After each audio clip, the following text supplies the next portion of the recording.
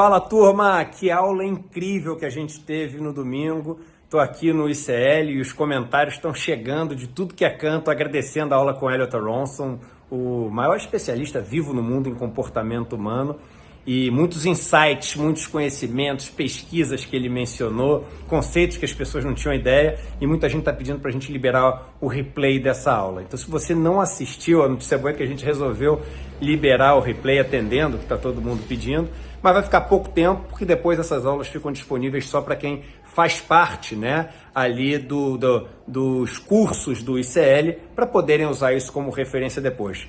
É o ICL Cursos que financia a gente ter tudo isso gratuitamente. Então a gente permite que todo mundo assista, mas depois fica na área restrita ali. Mas, dada esses pedidos, aproveita hoje, porque hoje você ainda consegue assistir gratuitamente essa aula e aprender com tudo que foi ensinado ali, tá bom? Um abraço e curtam esse presente. E assistam até o final, que no final tem mais presente para vocês. Muito bem, pessoal, está começando o Desperta ICL de hoje, segunda-feira, 8 de abril, 7h02 da manhã, estamos ao vivo, horário de Brasília. Muito bom dia, muito obrigado a todo mundo que já está nos acompanhando aí pelas redes sociais e que já está conversando no nosso chat. Temos muitos assuntos hoje aqui, mais um ataque do grande bilionário dono do Twitter, a democracia brasileira. Claro que a gente vai falar sobre isso aqui, entender um pouco o que está acontecendo, tensionar os argumentos e também dar o peso para que essa coisa tem, né? Tem um peso importante e tem um peso também limitado. A gente vai explicar tudo. Se você estava em Nárnia no final de semana, calma, que vai estar tudo explicadinho aqui. E claro que a gente vai continuar falando sobre isso depois no ICL Notícias, segunda edição, que começa às 8 horas da manhã. Aliás, às 8h15 já estarei por lá também para a gente continuar os assuntos importantes dessa semana. De todo modo, muito obrigado para todo mundo que já está por aí no nosso chat, para quem já acompanha o nosso programa. Nós estamos ao vivo em todas as redes sociais, no Twitter, na Twitch, no Instagram e também no Facebook, mas claro, principalmente lá nos nossos canais do YouTube. Bom dia para quem nos acompanha pelo YouTube do Eduardo Moreira, do ICL Notícias, do Leandro Demori e também para quem nos acompanha pela TV aberta. Vocês sabem, Desperta todas as manhãs, das 7 às 8 da manhã, horário de Brasília, de segunda a sexta, está ao vivo em 2 TVs abertas e 2 emissoras de rádio. Bom dia para quem nos acompanha pela TVT, lá em São Paulo e Grande São Paulo, pela TV Quirimurê em Salvador e Grande Salvador, na Bahia, e também para a galera que nos acompanha lá na Rádio Brasil Atual e também na Rádio Heliópolis. Muito bom dia, Heliópolis, se você está chegando por aí. Claro, faça a sua ronda diária lá no YouTube, deixa o seu like, ativa o sininho, assine os nossos canais, comente no nosso chat, mas se você tiver que fazer uma coisa, apenas uma coisa hoje, por gentileza, compartilhe este programa com os seus contatos. Pega o link lá, clica em compartilhar, copia o link e manda para os seus contatos do Zap, do Telegram, na sua lista de e-mail, posta nas suas redes sociais, porque todos os dias estamos aqui para dar o texto e o contexto de tudo que acontece de importante no Brasil e no mundo. Olha só, gente, o Edu já deu um recado inicial aí. No final do programa eu vou explicar um pouco melhor o que está acontecendo hoje, mas olha, ontem a super aula com o Elliot Aronson foi, claro, como eu avisei, um sucesso absoluto. Nós tivemos aí, só no canal do Edu ontem, mais de 100 mil pessoas passaram pela live. E a gente fez transmissão no canal do Edu, no canal do ICL, no meu canal, lá no Galãs Feios, no Brasil 247, no Diário do Centro do Mundo, vários canais retransmitindo a nossa super aula de ontem. Passamos aí com certeza de 200 mil pessoas que passaram pela nossa aula ontem com o Elliot Aronson. Foi histórica, em determinado momento tinha 40, 50 mil pessoas ao vivo, online, ao mesmo tempo acompanhando a aula. Teve uma entrevista com o Elliot Aronson para explicar tudo o que acontece no mundo hoje em relação ao que se chama de dissonância cognitiva, porque muita gente está vivendo de fato nesse mundo paralelo, né? Ou seja, trocando em miúdos, o que é que aconteceu com o seu tio? Ontem foi a aula para quem quer entender de fato o que é que aconteceu com o seu tio, aquele tio que você achava que era legal, que era um queridão, que conviveu com você, que você passava férias e de repente ele virou aquele monstro. Então, para a gente entender, virou um monstro mesmo, é isso mesmo. Como diz o Elliot Aronson ontem, todas as pessoas que tomam atitudes terríveis no mundo são pessoas terríveis. Quer dizer, há um mal intrínseco nelas ou há outras explicações trazidas pela psicologia social que podem nos levar a um entendimento melhor do que acontece hoje nesse nível de seita que tomou conta de boa parte das pessoas, pessoas que até 4, 5 anos atrás mal falavam em política, não era um assunto do cotidiano delas. Hoje não só elas viraram, entre aspas, especialistas, como viraram, claro, extremistas, amalucadas, enlouquecidas. Ontem foi, assim, um dia especial. Eu fiquei sentado no sofá da minha casa lá, assistindo, foi um negócio incrível. O Elliot Aronson, que é um dos maiores psicólogos, um dos maiores intelectuais do mundo hoje vivos, 92 anos, ele ia dar uma passada no final, a gente tinha feito uma entrevista com ele, dublada, fácil entendimento para todo mundo pegar, e no final ia ter uma conversa com o Gessé Souza, com o filho do Elliot Aronson, e o Elliot ia passar para dar um oi. Acabou passando e ficou lá quase uma hora online, batendo papo com o Gessé, com o Edu, com o filho dele, fizeram lá uma conversa espetacular. Teve um determinado momento que o Edu até falou, não, então a gente tem que liberar aqui o Dr. Elliot, e ele falou, por quê? Não, vou ficar por aqui. E ficou, tensionou todos os argumentos, explicou, reexplicou de novo, olha, imperdível. Num domingo à noite, a gente ter essa quantidade de pessoas assistindo uma aula pela internet sobre psicologia social, gente, eu não tenho noção realmente do que a gente está fazendo. Acho que a gente vai entender isso daqui a muitos anos. O que é que o ICL está fazendo é um negócio histórico mesmo, né? Seria um sucesso se nós já tivéssemos no domingo aí 10 mil pessoas acompanhando, 15 mil pessoas, 20 mil pessoas. Ontem, só no canal do Edu, mais de 100 mil pessoas assistiram a aula. Fora o canal do ICL, fora o meu canal, assim, a gente passou de 200 mil pessoas ontem vendo isso. Mas assim, sem dúvida, no domingo, no horário do Fantástico, numa concorrência com vários programas ali, o que o ICL está fazendo é histórico. Como o Edu falou, o replay da aula está liberado, mas calma aí, no final do programa eu vou explicar como você faz para dar uma olhada no replay. E hoje, excepcionalmente hoje, porque amanhã não vai mais ter, amanhã o sol nasce de novo e nós temos ali as outras novidades, amanhã a gente vai lançar aqui uma outra novidade do ICL, tá? Mas ó, hoje vai ter brinde no programa. Hoje vai ter livros, aliás, para quem se tornar membro do ICL. Vou explicar tudo direitinho mais pro final, então fica por aí.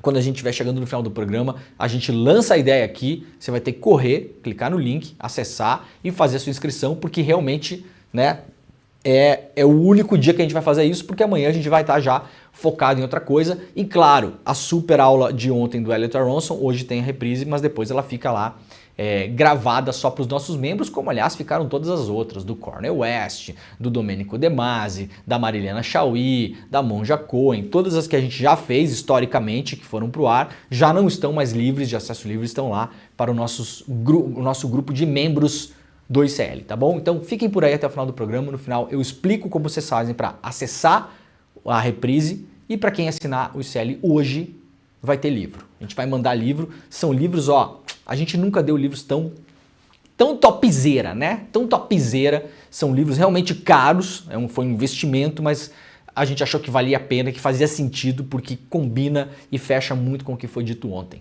Tá bom? Fiquem por aí que a gente vai falar sobre isso depois. Olha só, 3 recados importantes para começar. Primeiro, um grande abraço para o pessoal do primeiro Fórum Catarinense de Comunicação, com quem eu estive na sexta-feira em Chapecó. Lá na Universidade Federal da Fronteira Sul, que aliás é uma universidade que foi construída e só existe pela luta dos movimentos sociais, um campus espetacular, eu nunca tinha ido para lá. Então, pessoal, primeiro de tudo, muito obrigado pelo convite.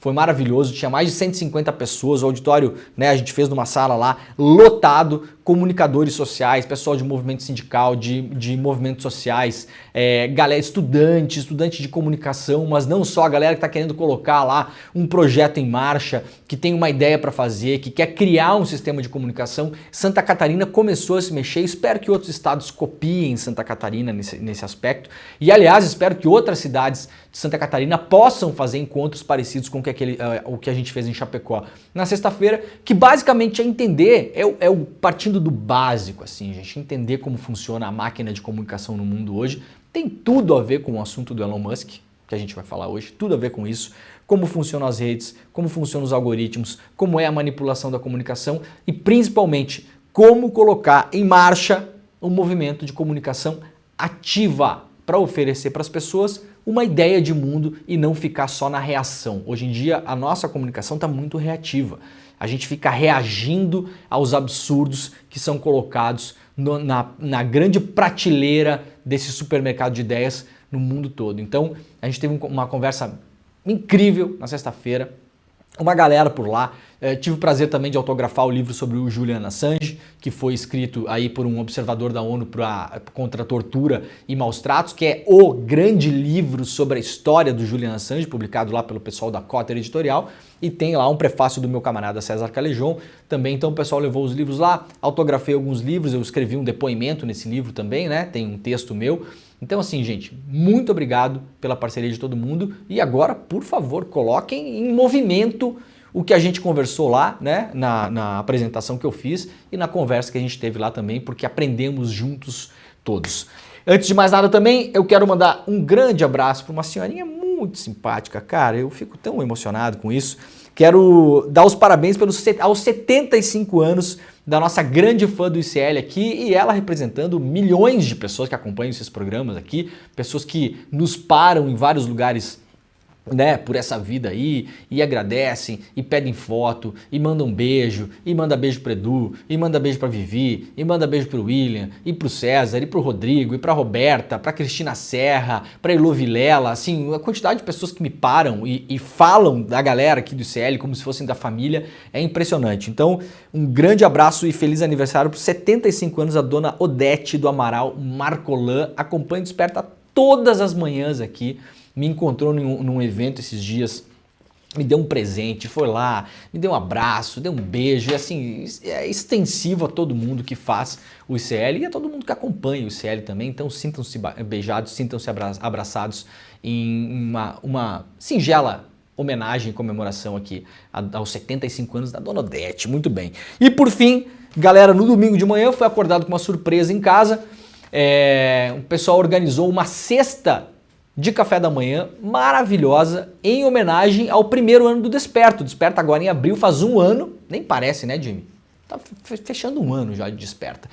Aliás, nós teremos novidades pro Desperta, pro aniversário de um ano do Desperta. Fiquem por aí que daqui a pouquinho, né? Eu acho que, se não me engano, é na outra semana, não na próxima, na outra semana a gente vai ter... O que é? Acho que o aniversário é quarta agora. O aniversário é quarta agora? Então, o aniversário é quarta agora, mas a gente vai fazer de McKerby.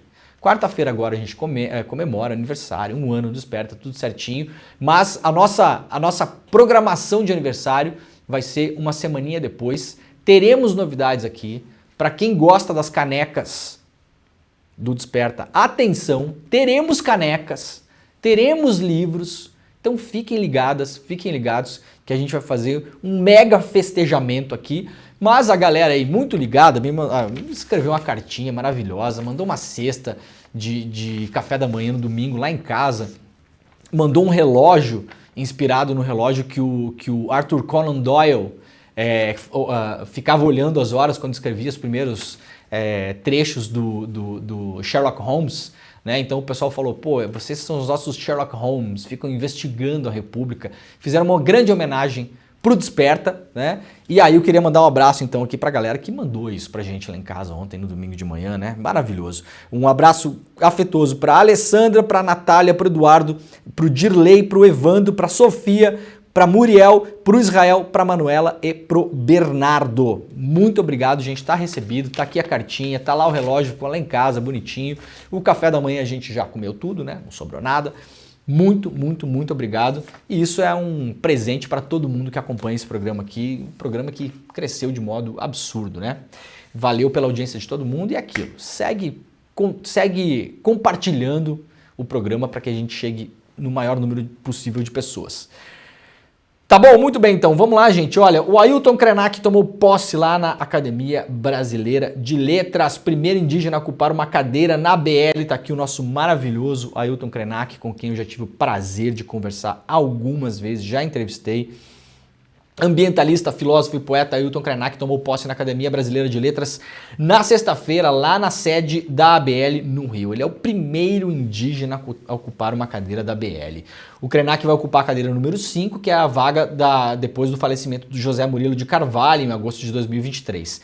Krenak foi eleito por 23 votos, superando a historiadora Mari Del Priore e o indígena Daniel Munduruku, que eram os três que participavam desta contenda. Mas o Krenak, o Antônio, ele representa também o Daniel Munduruku também, que estava participando, né? Espero que o Brasil inteiro outros brasileiros possam entender que nós estamos virando uma página de relação da ABL com os povos originários. Eu já disse que venho para cá para trazer línguas nativas do Brasil para um ambiente que faz a expansão da lusofonia, disse o Krenak antes da posse na sexta-feira. Aqui ele recebeu uma homenagem, né, e a posse da grande atriz Fernanda Montenegro, né? Olha aqui essa foto, que incrível, né? Maravilhoso, né, gente? Krenak afirma que uma das suas intenções participando da academia como um imortal é convidar a ABL para criar uma plataforma que tenha uma experiência parecida com a da Biblioteca Ailton Krenak, disponível para quem deseja ter acesso a centenas de imagens, textos, filmes e documentos. Poderíamos fazer isso com todas as línguas nativas, disse ele. Teria tudo a ver com a Academia Brasileira de Letras, incluir mais de 170 línguas, além do português. Se olharmos os acervos que já existem, o Museu do Índio tem um acervo muito antigo de registros de narrativas, algumas delas só na nossa língua materna. Vamos traduzi-las com tradução simultânea e as pessoas vão poder ouvir. Podemos fazer isso junto com todas as etnias que estão envolvidas no resgate linguístico. A Unesco declarou essa década a segunda década das línguas indígenas. Podemos chamá-la para dar um pouco de publicidade junto com a ABL, porque quando está na web, está no mundo. Muito bom, parabéns para o Ailton Krenak, tá aqui, ó. Aliás, ficou bonito com o fardão, né?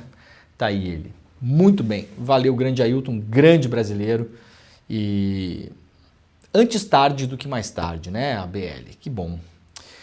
Olha, faleceu no final de semana o Ziraldo, aos 91 anos, outro grande brasileiro, um cara que marcou tempo, né, para várias gerações de brasileiros, da luta contra a ditadura até a educação infantil. Quem não conhece, né? O Menino Maluquinho e tantos outros personagens criados pelo Ziraldo. Faleceu aos 91 anos aqui na revista Fórum. Tem uma homenagem, né? Um dos maiores desenhistas de todos os tempos no Brasil e que morreu aos 91 anos. O pai do Menino Maluquinho faleceu em casa enquanto dormia na zona sul do Rio de Janeiro. A Fórum tem aqui uma lembrança para a gente lembrar um pouco da vida e da obra do Ziraldo. Aliás, quem acompanha futebol e já tem uma certa idade, não sei se lembra ou se sabe, mas os mascotes dos times de futebol do Brasil, clássicos, muitos deles foram desenhados pelo Ziraldo, né? O Saci do Internacional, o Mosqueteiro do Grêmio, o próprio Mosqueteiro do Corinthians, vários aí que se tornaram mascotes clássicos dos times. O Ziraldo, em determinado momento, acho que nos anos 80, durante a Copa União, desenhou todos eles, e vários que circulam pela internet até hoje são da pena do grande Ziraldo. Então, Ziraldo, muito obrigado por tudo, pelas nossas grandes memórias de infância. Quem não foi criança não colocou uma panela na cabeça, né, Jimmy? Eu tenho uma foto minha clássica de panela na cabeça na cozinha da casa dos meus pais lá. Isso tudo era inspiração do Menino Maluquinho. O Ziraldo pegou um pouco a inspiração da vida de criança colocando panela na cabeça, que é um clássico, e criou um dos maiores personagens da nossa infância, da infância de milhões de brasileiros e brasileiras. Então, muito obrigado por tudo, grande mestre Ziraldo. Para quem quiser lembrar e conhecer um pouco mais, né, da história dele, lá na revista Fórum tem essa lembrança. Vamos lá então para as notícias quentes do dia. Invasão de embaixada. Ex-vice-presidente é levado para a prisão de segurança máxima. Isso aqui está causando uma tensão inacreditável entre o Equador e o México. Pivô de uma crise diplomática entre Equador e México. O ex-vice-presidente equatoriano Jorge Glass, preso na noite de sexta-feira dentro da embaixada mexicana em Quito, foi transferido para uma prisão de segurança máxima, ou seja, o Estado equatoriano entrou na embaixada do México e prendeu o ex-vice-presidente mexicano, uma agressão diplomática considerada uma das maiores agressões na diplomacia mundial, está causando uma tensão inacreditável entre Equador e México. Glass foi levado de avião para Guayaquil, onde foi preso. Contrariando o direito internacional, forças policiais equatorianas invadiram a embaixada mexicana em Quito para prendê-lo, condenado a 6 anos de prisão por corrupção. Imagens da imprensa equatoriana mostram policiais invadindo a embaixada, inclusive com o uso de um veículo blindado. O embaixador do México, Roberto Canseco, se opôs à ação e foi imobilizado e colocado no chão. Vocês imaginem isso, vocês imaginem o Brasil invadindo a embaixada da Hungria, quando o Bolsonaro estava lá, a violência que seria isso, imobilizando o embaixador da Hungria, jogando ele no chão para prender alguém dentro da embaixada. Isso, no direito internacional, é considerado uma violação gravíssima. E claro que o México está reagindo a isso, né? A ação da polícia do Equador aconteceu horas depois de o México conceder oficialmente asilo político a Glass, que estava abrigado na embaixada do país desde 17 de dezembro. Ele afirma ser alvo de perseguição judicial em seu país. Ele foi vice-presidente do Equador entre 2013 e 2017, junto ao Rafael Correa. Foi eleito para o cargo na chapa do ex-presidente Lenín Moreno, mas acabou afastado da vice-presidência em 2018, no bojo de acusações de ter recebido propina da Odebrecht para facilitar contratos de obras em engenharia no país. Ou seja, a Lava Jato segue espalhando medo e delírio pela América Latina inteira, né? Essas grandes operações anticorrupção usadas no fim e a cabo para violações de vários direitos, como a gente viu no Brasil, e agora a violação de mais um direito absurdo. Vocês imaginem se um país estrangeiro invade a embaixada brasileira nesse país, imobiliza o nosso embaixador, joga ele no chão e prende uma pessoa lá que o Brasil concedeu asilo político. Isso é uma violação, uma violência inacreditável. E o México, claro, rompeu relações com o Equador após a invasão da embaixada, né? E chamou o seu embaixador para casa de volta. E diversas lideranças internacionais, como o presidente Lula, condenaram a ação equatoriana e prestam solidariedade ao México após o episódio. Vamos ver como é que se desenvolve mais essa crise na América Latina na esteira das tão aclamadas operações anticorrupção. Tá aí o resultado, tá, gente? Para quem aplaudiu, tá aí, inclusive a imprensa, né? Inclusive a imprensa.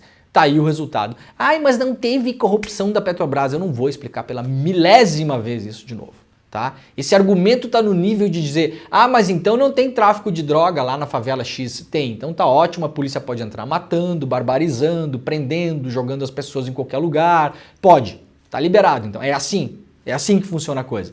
A gente vai usar o Estado para cometer uma série de crimes para combater um crime. Essa é a lógica até hoje de quem apoia o que a Lava Jato fez. Tá aí o resultado. Mais um resultado da Lava Jato. Tá? Então parabéns para quem ainda acha que tem algum valor para a sociedade brasileira e para a sociedade de outros países, como estamos vendo, no modus operandi que a Lava Jato patrocinou no Brasil e na América Latina inteira. Poder moderador das forças é tese golpista. Vota Alexandre de Moraes, placar de 10-0, portanto está soterrada de vez a interpretação esdrúxula e golpista de que o artigo 142 da Constituição Brasileira dá algum tipo de poder para as Forças Armadas. Seria ridículo se não fosse trágico, né, gente? Dar algum tipo de status de poder para as forças. O Brasil tem 3 poderes, você sabe, né? Como uma democracia no geral. Executivo, legislativo e judiciário. 3 poderes. Não é mesmo?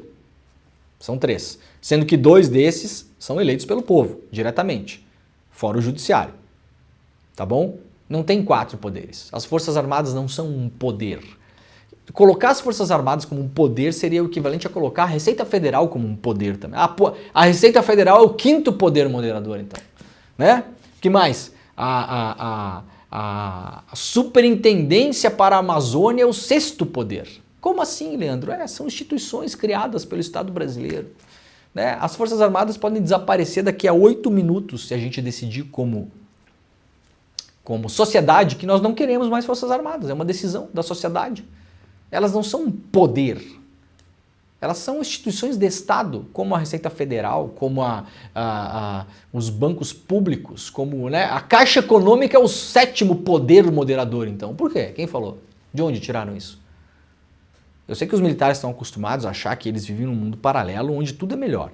Eles são mais cultos, mais intelectuais, mais preparados, mais responsáveis, menos corruptos, mais ordeiros, mais... tá? Tudo bem, entendi. Agora, pelo entendimento do STF, finalmente acabou essa baboseira, tá bom? Espero que num futuro próximo, que não vai ser agora, porque o governo não tem interesse de fazer isso, segundo, porque não tem força para fazer isso. Não tem interesse porque não tem força nesse caso, na verdade, não tem voto. Tem que fazer lá tem que alterar o artigo 142 na Constituição. Tem que fazer uma emenda constitucional, alterar o texto. O texto deixa uma margem pequena, mas deixa para essa interpretação esdrúxula. E agora está decidido pelo STF, 10-0 por enquanto, que não há poder moderador algum. Bom, a grande polêmica do final de semana, o Elon Musk, o bilionário, que aliás usou milhões de reais de dinheiro público dos Estados Unidos, né? É o liberal que gosta muito de uma mamata, tá? Não estou contando nenhuma novidade aqui. O Elon Musk sem investimento do Estado dos Estados Unidos não seria ninguém tem dinheiro a dar com pau para financiar as empresas dele. O liberal dos Estados Unidos, Elon Musk, sempre que sente medo da concorrência, corre para o Estado para a concorrência proibir carro chinês elétrico, não sei aonde, porque está atrapalhando os negócios dele, né? Fez isso mais recentemente com a BYD. Essa é a galera que odeia o Estado, tá? Essa é a galera que está aí criando caos para enganar otário. Você, otário, parabéns você, otário, que acha que o Elon Musk é algum tipo de cara que defende algum tipo de liberdade que não seja a liberdade dele para fazer negócios. Isso é a única coisa que importa para esse cara. Não defende de liberdade de expressão de coisa nenhuma. Já processou gente que publicou coisas sobre ele. Já bloqueou conta no Twitter de gente que criticou ele. Cadê a liberdade do Twitter? Do Elon Musk. Já ameaçou processar funcionários do Twitter que vazassem coisas de dentro do Twitter. Ele tá vazando agora. Ele pode. Os funcionários que vazassem poderiam ser processados. Ameaças nada veladas em relação a isso. Já processou um monte de gente que falou mal dele. Um monte de gente. Este cara é um vagabundo. Elon Musk, você é um vagabundo. É apenas isso que você é. Um cretino, um canalha, um mentiroso, um bandido. Isso é o Elon Musk. Vamos deixar bem claro isso aqui, para a gente começar essa conversa no ponto onde a coisa está. O Elon Musk odeia liberdade de expressão quando é crítica contra ele. O Elon Musk jamais permitiria no Twitter, onde ele diz que tem que ser livre, tem que ser liberado, tudo pode, porque a liberdade de expressão é assim um valor quase da natureza. É o 11º mandamento das tábuas que Moisés desceu lá o monte. O 11º é a liberdade de expressão. O Elon Musk jamais permitiria que, por exemplo, uma montadora de carros elétricos organizasse uma espécie de gabinete do ódio para criar um monte de notícias falsas postadas no Twitter ou descontextualizadas que tivessem capacidade para derrubar as vendas da Tesla e as ações da Tesla pelo mundo. Ele jamais permitiria que isso circulasse no Twitter. Essas contas seriam bloqueadas imediatamente. Então esse cara que é um cretino, um bandido e um vagabundo não defende liberdade de expressão coisíssima nenhuma. Elon Musk é um operador político da Internacional Fascista, como a galera tá chamando, aliás, no próprio Twitter. Achei excelente o nome.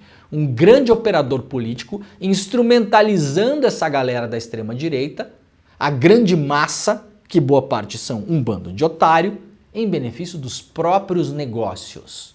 Isto é Elon Musk, tá bom? No dia em que ele permitir que ele possa ser criticado livremente no Twitter, sem bloquear as pessoas como fez, que ele possa ser criticado livremente na imprensa, sem ameaçar e sem processar as pessoas, como fez. No dia que ele não ameaçar os próprios funcionários do Twitter, cortando a sua liberdade de expressão, como fez. E no dia que a gente conseguir enxergar campanhas de ódio e desinformação contra as empresas do Musk que tenham capacidade de derrubar as vendas dos carros elétricos dele e ele não fizer nada contra isso e deixar rolar no Twitter, a gente volta a conversar e fala, nossa, este é um homem comprometido com a liberdade de expressão. Antes disso, ele é apenas um vagabundo, um cretino e um bandido.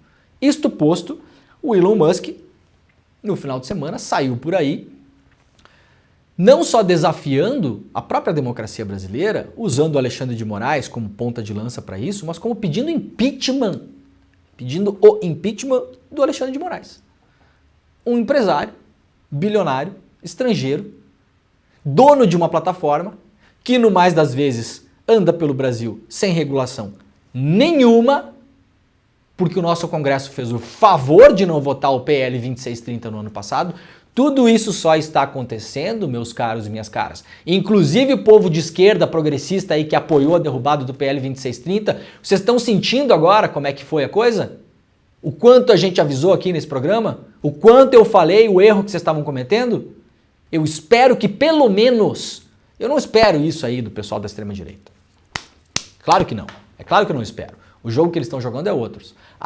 Agora, a galera progressista aí, jornalista, estudioso, não sei o quê, que ajudou a destruir o PL 2630, que daria o mínimo de ordem para isso, daria mais mecanismos institucionais no Brasil para a gente se defender, porque a questão não é que é um cara aleatório, não. O cara é o dono de uma grande plataforma de comunicação, que é o Twitter, que opera no Brasil e assim, lei, assim, meia dúzia de coisa consegue alcançar.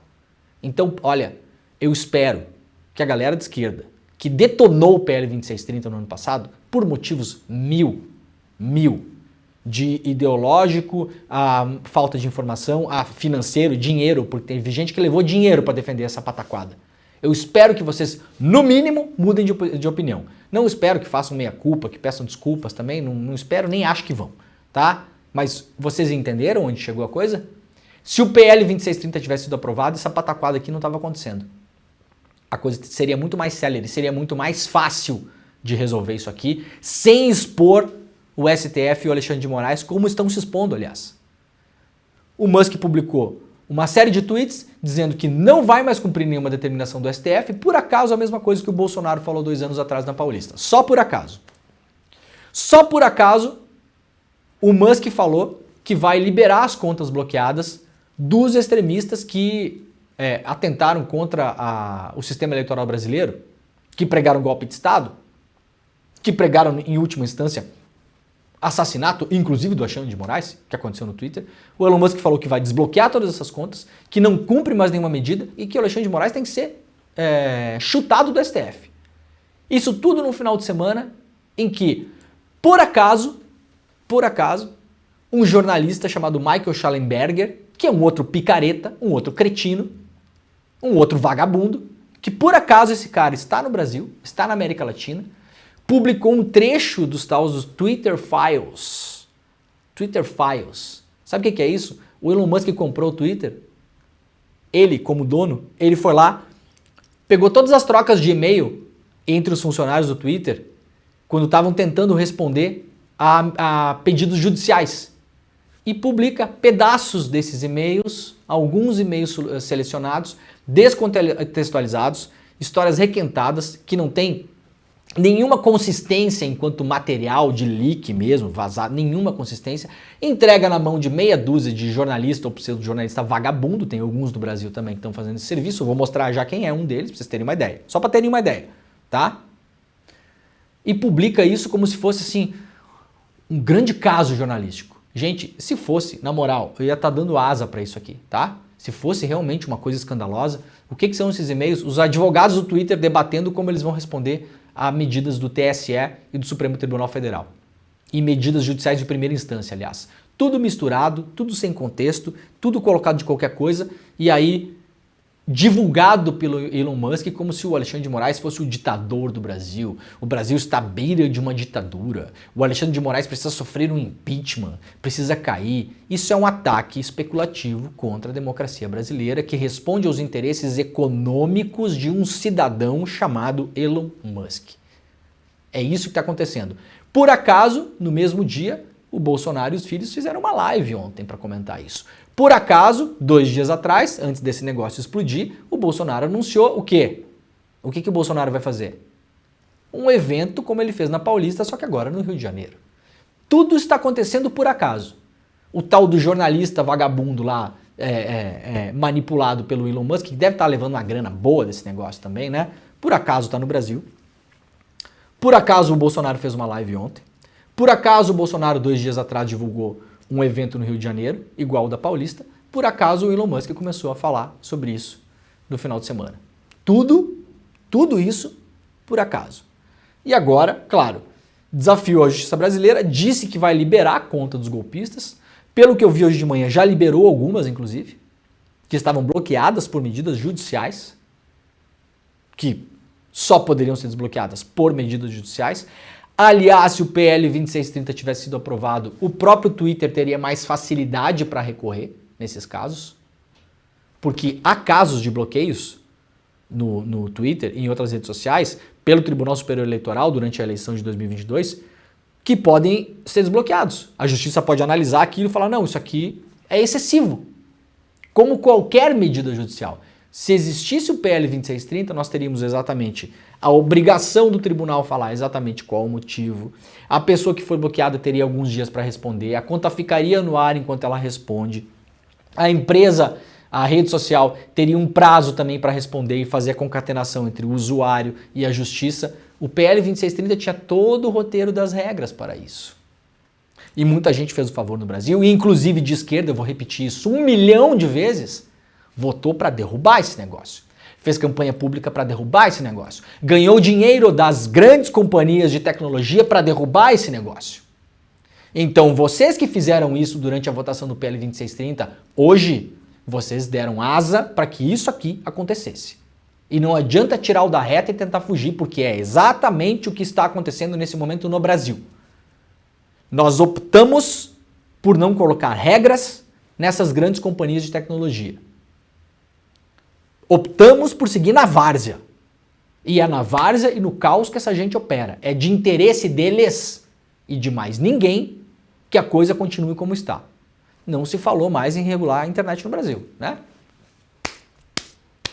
Faz o que quer. Vai fazer o que quer agora. Já desbloqueou algumas contas hoje de manhã, inclusive. Descumprindo uma determinação de bloqueio que tinha sido feita pela justiça. Ah, mas tem alguns casos que é injusto. A empresa recorre na justiça e espera a decisão da justiça. É assim que funciona com qualquer cidadão brasileiro, com qualquer empresa brasileira. Mas como essas empresas são extraterritoriais, ele pode muito bem fechar o escritório aqui no Brasil e manter as contas liberadas.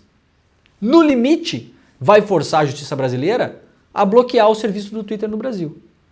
Eu aposto. É tudo o que o Elon Musk e a extrema-direita brasileira querem. É tudo o que eles querem. Que a justiça brasileira, através do nome do Alexandre de Moraes, que é o grande inimigo deles, bloqueie o Twitter no Brasil.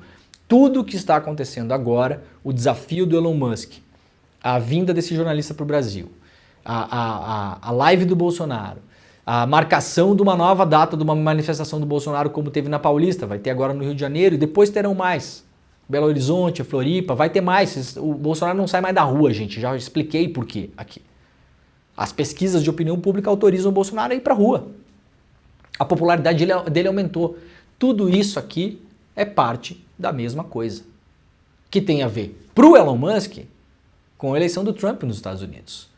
Esse mesmo caso do Twitter Files, de ele soltar e-mails internos do Twitter para mostrar a tirania dos judiciários, ele fez nos Estados Unidos e fez no Reino Unido também, e agora está fazendo no Brasil. E possivelmente fará em outros países, vai tentar desestabilizar democracias de outros países, a América Latina que se prepare. Argentina, se preparem. Colômbia, Gustavo Petro, atenção Petro, prepare-se, daqui a pouco aparecem uns e-mails aí. Super criticado isso nos Estados Unidos por especialistas em tecnologia e investigação jornalística, nenhuma consistência, descontextualizado, assuntos requentados. Ah, mas tem coisas ali que podem ser injustas, uma conta foi bloqueada porque ela postou uma coisa, então por que não apaga só aquele tweet e mantém a conta? Concordo. Qual é o jeito de lutar contra isso? Na justiça. Essas são as exceções, tá, gente? A regra era a gente pedindo golpe de Estado, pedindo para enforcar ministro do Supremo, pedindo para derrubar a democracia, pedindo militar na rua, dizendo que a urna era fraudada, postando vídeo falso de urna fraudada, manipulado. O mundo que vocês querem é um mundo que essas coisas continuem florescendo pela internet? Enquanto isso é bloqueado, no próprio Twitter a gente vê todo dia propaganda de nazista, pedofilia, pornografia usando imagens de pessoas que não autorizaram no Twitter. Tá tudo liberado. Tá tudo lá. E aí, claro, o Musk, segundo Jamil Chad, dobrou a aposta, pediu a renúncia do Alexandre de Moraes, ameaçou as decisões do STF no final de semana. O Sakamoto disse que ele destampou a tampa do esgoto do Twitter ao sugerir que vai ignorar a justiça, porque vai liberar um monte de coisa. Para vocês terem uma ideia, claro, o Alexandre de Moraes tomou medidas já ontem, no domingo à noite, impôs para o Twitter uma multa de 100 mil reais por dia por conta que for liberada, que estiver bloqueada pela justiça, e colocou o Elon Musk como investigado no rol daquele inquérito das fake news. Tá? Hoje a coisa é diferente porque o Elon Musk de fato descumpriu já medidas aparentemente porque desbloqueou contas que não poderia. Ontem, quando ainda não tinha desbloqueado contas, na minha opinião, o Alexandre de Moraes se precipitou e mordeu uma isca que esses caras queriam que ele mordesse. Tá? Na minha opinião. Porque até ontem não havia nenhum crime sendo cometido. Aí vai lá o Alexandre e dá uma decisão do tipo assim, olha, lembra que eu proibi vocês de liberar essas contas aqui? Então, tô só reiterando que eu proibi, viu? Eu acho uma decisão esquisita e assim, ó, na beira do ridículo, tá? Na minha opinião. Agora, hoje pela manhã, a coisa já andou. Já tem conta aí que estava bloqueada, que está liberada no Twitter. Já há descumprimento de decisões judiciais, aparentemente. Pelo menos 2 hoje de manhã, e eu não vou dar os nomes aqui porque esse programa não dá palco para otário. Então já há descumprimento de decisões judiciais. A ver o que acontece daqui para frente. O Twitter não tem mais quase nenhum funcionário no Brasil. O escritório virou um escritório figurativo. É uma empresa que já não representa mais nada no país. E, na minha opinião, o Elon Musk e essa galera toda da extrema-direita queriam uma reação do Alexandre de Moraes. Conseguiram. Estão fazendo uma festa com essa decisão. Por quê? Isso, aspas, comprova a ditadura do judiciário. Agora, se já há descumprimento hoje pela manhã, aí a justiça tem que agir. Ninguém pode descumprir uma decisão judicial. Né? Para vocês terem uma ideia do tipo de gente que está divulgando isso, um dos jornalistas, entre aspas, que está divulgando esse negócio, está aqui, ó. O nome do cidadão está aqui. Esse é o jornalista escolhido no Brasil para fazer parte disso. Eles fizeram uma coisa que parece um consórcio de jornalistas investigativos para ler e divulgar os Twitter Files, entendeu? Faz lembrar a Wikileaks, faz lembrar a Vaza Jato, entendeu?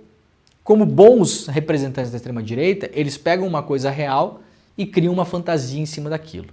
É um monte de bobagem, é um monte de cretinice, é coisa de vagabundo. E aí no Brasil pegaram 2 pseudo... Esse aqui eu acho que é jornalista ou quase, o outro nem jornalista é. O cara é biólogo, sei lá o quê, né? Porque imagino que nenhum jornalista que se preste decidiu entrar nessa barca furada. A Gazeta do Povo está publicando essa porcaria, né? Um dos jornalistas, quem é, gente? Pra vocês terem uma ideia. Aproveita e faz o corte disso aqui, tá? O nome dele é Davi Agape Campos Nascimento. É um dos caras que é o jornalista do consórcio que está divulgando isso aí, esse negócio. Isso aqui, esses dados aqui são dados públicos. Estão lá na Câmara, câmara.leg.br, ou seja, é um documento público. Isso aqui está público, tá? Eu não estou divulgando nada aqui que não seja público. Todos os endereços que estão aqui, por quê? Isso aqui é uma empresa. Para quem é a empresa do senhor Davi Agape? O senhor Davi Agape, que é o jornalista que está divulgando o Twitter Files no Brasil, para quem ela presta ou prestou serviços? Para o gabinete da Carla Zambelli. Tá aqui, ó. Tá? Então, um dos jornalistas do Twitter Files, com toda a isenção do mundo, trabalhou para Carla Zambelli. Tá aqui a nota fiscal, ó. Acessível para quem quiser ler. Carla Zambelli Salgado de Oliveira, CPF, CNPJ aqui, Praça dos Três Poderes, Gabinete 885, Anexo 3, Câmara dos Deputados. Descrição do serviço, clipping, criação de releases e conteúdo jornalístico para redes sociais, para o site da Carla Zambelli. Todo mundo que está envolvido em alguma treta golpista no Brasil, por acaso, prestou serviços para Carla Zambelli. Então tá aqui o nível, o tipo de gente que está divulgando isso aqui. Prestando serviço de assessoria, remunerada, claro, para Carla Zambelli. Carla Zambelli que por acaso, só por acaso, tem a conta no Twitter bloqueada. Tá? Aproveita e faz um corte disso aqui e joga para aí, porque a gente tem que ir onde é que tá batendo a grana, galera. Todo o resto é bobagem.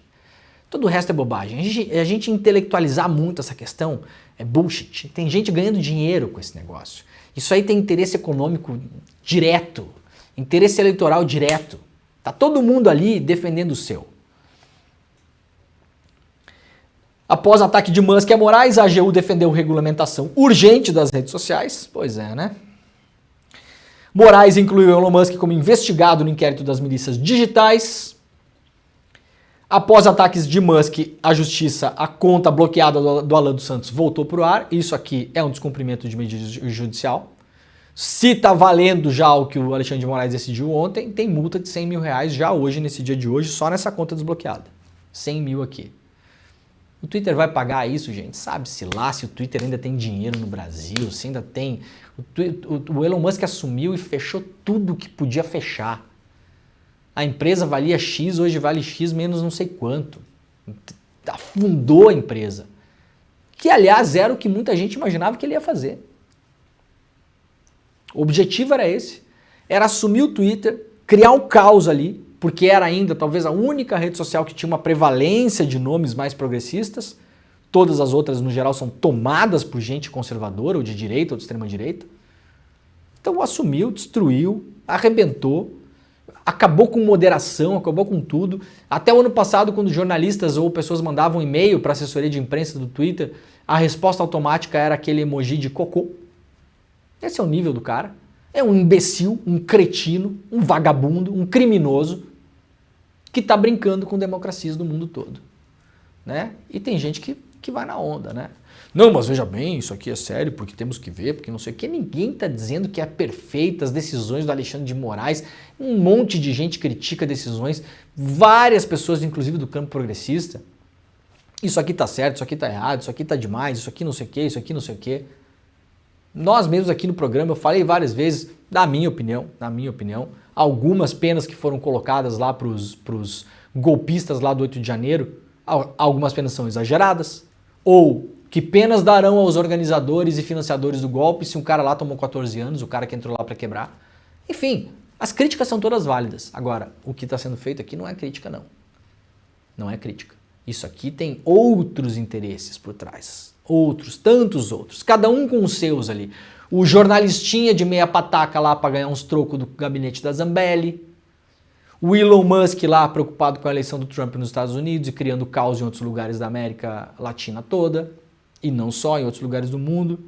E por aí vamos, né? O Bolsonaro, claro, sambou em cima desse negócio ontem. Disse que o Elon Musk assumiu a briga pela liberdade no Brasil. E que há pessoas se excedendo. Não falou do Alexandre de Moraes, porque o Bolsonaro também, quem tem medo, né? E tem que ter mesmo, porque o Bolsonaro é um cara que está sendo investigado por ser golpista. Não é que tem que ter medo, porque não pode falar nada. Não, o Bolsonaro durante 5 anos falou tudo o que quis sobre Alexandre de Moraes, sobre STF, sobre urna. Aliás, curioso, o pessoal fala da ditadura, né? O Brasil está numa ditadura, numa censura. A maior parte das pessoas que falaram desse caso do Twitter ontem, no próprio Twitter, são contas de extrema direita. É uma censura esquisita, né? Uma censura onde todo mundo pode falar o que quer. É um tipo de censura esquisito. O Bolsonaro fala em censura, ficou 5 anos falando tudo o que quis. Chamou o Alexandre de Moraes de vagabundo. Falou que não ia cumprir mais nenhuma decisão do STF. Segue solto. Que censura é essa? Que o Bolsonaro segue solto, usando todas as redes sociais, fazendo live, fazendo comício, indo para Paulista. Que tipo de censura é essa? Lá no núcleo.jor.br, um geralzão da treta entre Elon Musk e Alexandre de Moraes sobre o Twitter. Você pode ler isso tudo explicadinho lá também para entender direitinho o que está acontecendo lá no núcleo.jor.br. Bom, nos jornais estrangeiros, dei uma passada hoje pela manhã, vamos ver se atualizou aqui a capa do New York Times, mas até ontem ninguém estava dando bola para isso. Aqui na capa do New York Times não tem nada. O que acontece? Por que eu achei, por que eu acho, na minha opinião, óbvio que é a minha opinião, que o Alexandre de Moraes tomou uma decisão assodada ontem, porque ninguém fora do Brasil, e até mesmo fora da bolha, eles estão tentando bombar esse negócio de Twitter Files aí, gente, no mundo todo. Fizeram nos Estados Unidos, fizeram na Grã-Bretanha, estão fazendo no Brasil agora. No geral, pelos casos que eu acompanhei, no Reino Unido e nos Estados Unidos, ninguém dá a mínima bola para esse negócio. Só os maluquinhos de extrema direita. E só a galera que tem interesse econômico, financeiro, político direto nesse negócio. O bando de espertalhão que fica mexendo na massa. Ontem, quando o Alexandre tomou a decisão, na minha opinião antecipada, na minha opinião mordeu a isca, mandou mal, podia ter esperado 12 horas, porque era evidente que o Elon Musk ia desbloquear contas que não podiam ser desbloqueadas, e aí toma a decisão. Para quem tomar a decisão no domingo à noite, parece que está desesperado. Não precisa. Aí esse negócio fura a bolha. Na capa do New York Times não temos nada hoje. Na capa do Washington Post tem. Olha aqui, ó. Vamos ver se ainda tá. Olha aqui, ó. Na capa do Washington Post está lá. Elon Musk desafia juiz brasileiro em cima de ordem de bloquear contas do Twitter. Isso aqui não era matéria ontem. Olha que horas entrou aqui, ó. 3h42 da manhã. Se fica só o Elon Musk falando bosta no Twitter, muito possivelmente a mídia internacional não dá bola para isso. Porque é um otário e a mídia internacional já entendeu que é bom tirar a tomada de maluquice de otário. Agora, quando entra uma decisão judicial de um juiz da Suprema Corte, é claro que isso vira notícia. Ah, Leandro, mas viraria notícia hoje, na segunda, tudo bem, mas com mais consistência. O cara descumpriu uma medida judicial, a justiça reagiu. Tudo dentro da normalidade. Poderia ter o Alexandre de Moraes feito o que fez ontem? Claro que poderia, tanto poderia como fez. Só que a mim pareceu assodada e um tanto ridícula a decisão. Tá? Vamos falar a verdade aqui, porque também ninguém tem compromisso aqui com a pessoa A, B, C, D. Né? Tem gente que discorda, tem gente que concorda e a vida segue e amanhã o sol nasce de novo e tá tudo certo. Na capa dos jornais europeus, no geral, eu não encontrei, tá? Vamos meter um Brasília aqui na capa do Brasília, na capa do Corriere della Sera, pra gente entender também se isso tem repercussão mundial ou não, né, gente? Às vezes a gente fica também imerso ali, entra no assunto, só fala naquilo, parece que é a coisa mais importante do mundo, daqui a 72 horas ninguém vai falar nada. Fora do Brasil, tirando o Washington Post, que deu um destaque pequeno, vocês viram onde está a matéria, está aqui embaixo, ó, olha aqui, ó. A matéria está lá, está aqui, ó, está lá embaixo, olha aqui, ó, olha, ó, onde é que está a matéria? Olha aqui, ó, está literalmente no rodapé do jornal, tá? Os jornais europeus, por enquanto, não deram nenhum destaque, não está na capa do La Repubblica, não está Brasília, aqui, ó, lá na capa do Le Monde, tá lá embaixo também, olha aqui, ó, a mesma notícia, né? Na capa do Guardian, até o momento que eu entrei hoje de manhã, não estava, e segue não estando, ou seja, não há destaque. Na capa do El País, Brasil, aqui, ó, nada. Aqui tem uma questão sobre a ditadura, né? Não se fala nisso. Então, vamos ver como é que essa coisa bate, tá? Uma dica, tá, gente? É importante combater isso. Eu acho importante a gente ir para coisas muito objetivas. Muito objetivas. Quem é um dos jornalistas que está divulgando os Twitter Files no Brasil? É aquele cara lá. Quem é esse cara? O cara trabalhou para o gabinete da Carla Zambelli. Isso aqui não é passível de qualquer interpretação. O cara ganhou a grana do gabinete da Zambelli. A Zambelli tem conta bloqueada no Twitter. O cara agora está trabalhando para espalhar esse lixo de Twitter Files. Ponto. Não cabe interpretação nisso. É um fato incontestável. O que o Elon Musk quer? O Elon Musk quer trabalhar em cima dos interesses de negócios dele, que não tem a ver com o Brasil. O Elon Musk está andando para o Brasil. O Elon Musk está também ele usando a extrema-direita aqui no Brasil para criar o barulho, a bagunça, o caos que interessa para os negócios dele lá fora também. Se tinha algum interesse no Brasil, seria montar uma fábrica da Tesla. A BYD, que é a principal concorrente do Elon Musk, que, aliás, está vendendo mais carro do que eles, aliás, já montou a fábrica no Brasil. Já foi, já não tem mais. Tá cada um fazendo o seu jogo ali, tá, gente? Mas a notícia boa é que isso vai passar, tá? Isso vai passar. Daqui a pouquinho ninguém mais fala nesse negócio. E a gente vai esquecer dessa coisa até começar a próxima maluquice, né? Vamos lá então rapidamente para a última notícia do dia. O Lula, aliados do Lula, dão como selada a saída do João Paulo Prats da Petrobras e o Haddad tenta dissuadir o Lula da ideia. Isso aqui é uma publicação de bastidores publicada pela Kátia Seabra e pela Mariana Brasil ainda no final de semana. A gente falou sobre isso na sexta-feira, vamos acompanhar, ver como é que anda essa questão de fato da presidência da Petrobras, se o João Paulo Prats fica, se sai, quem entra no lugar e como operarão os interesses dessa coisa toda até o final dessa semana, tá bom? Ó, gente, daqui a 15 minutos eu tô lá no ICL Notícias primeira edição, que já tá começando, mas antes de mais nada é importante.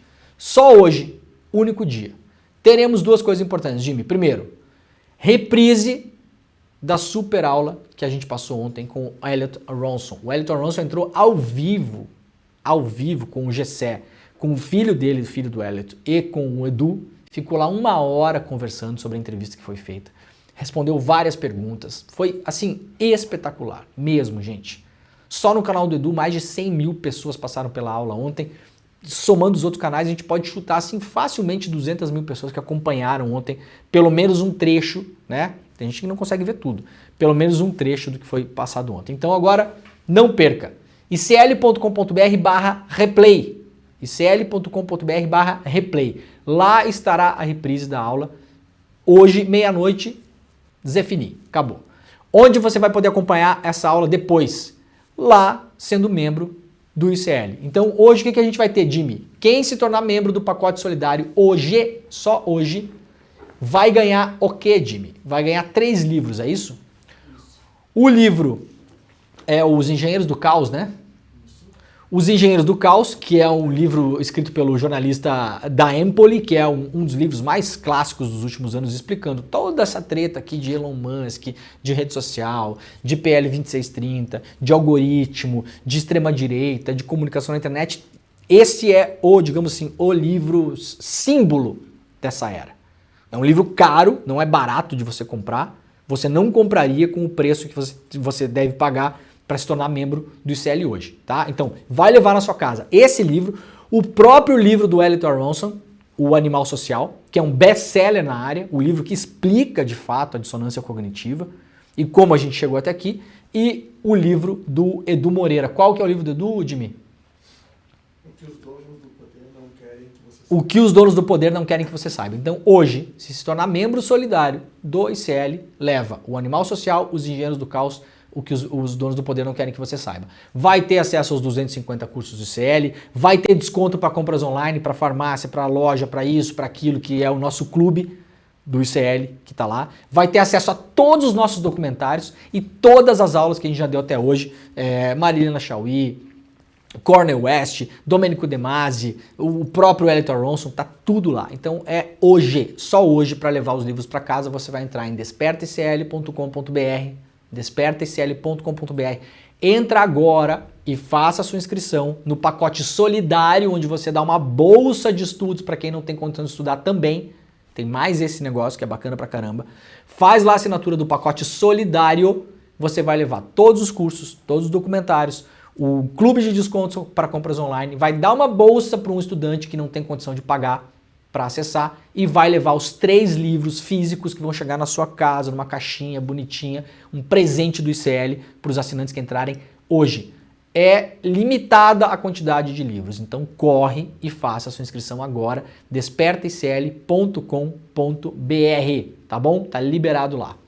É isso, muito obrigado para todo mundo, daqui a pouquinho eu estou no ICL Notícias primeira edição, até amanhã com o Desperta ICL, tchau.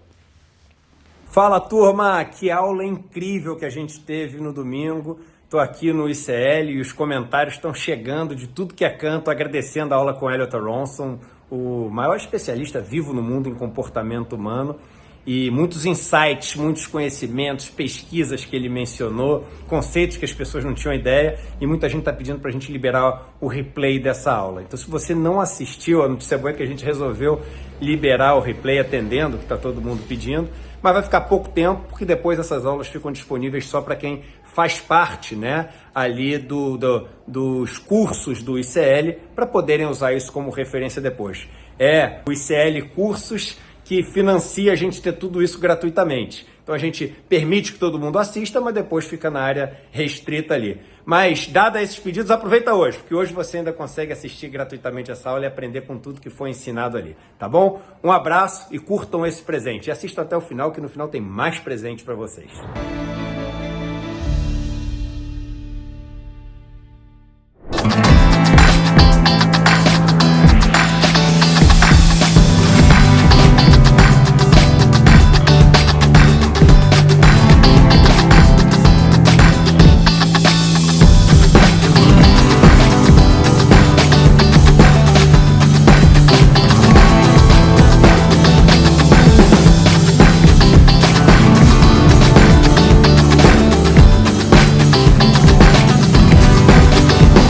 Olá, eu sou André Campedelli, professor do curso de Economia Básica do ICL. Estou aqui para te convidar para fazer esse curso que vai te ensinar os princípios básicos da economia.